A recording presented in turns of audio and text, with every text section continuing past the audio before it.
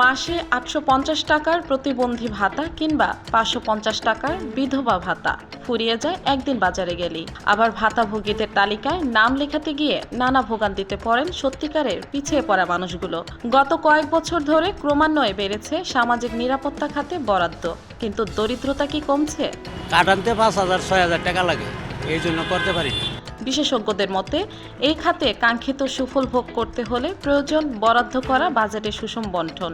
আবার ঝোলা কাঁধে দিনভর অলিগলি ঘুরে বেড়ানো বেদে সম্প্রদায়ের নারীরা জানেই না সামাজিক নিরাপত্তা খাতের নামে প্রতি বছর তাদের জন্য বরাদ্দ থাকে হাজার হাজার কোটি টাকা। বাজেট সম্পর্কে তাদের কোনো ধারণাই নেই, শুধু জানেন ভাতা পাচ্ছেন না। গার্জিয়ানরা ২-৪ দেয়, তারা পায়, আর আমরা তো কিছু পাই না। তাদের বরাদ্দের বহর ৫০০ থেকে বড়জোর ৮৫০ পর্যন্ত।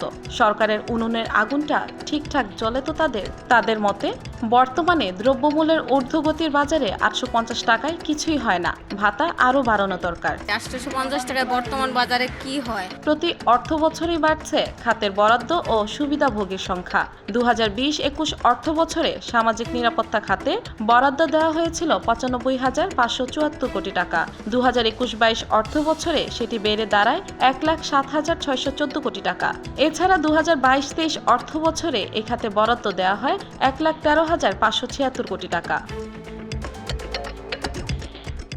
আর চলতি ২০২৩-২৪ অর্থ বছরে সামাজিক নিরাপত্তা খাতে বরাদ্দ রয়েছে ১,২৬,২০০ কোটি টাকা, যা মোট বাজেটের ১৬.৫৮% এবং জিডিপির ২.৫২%।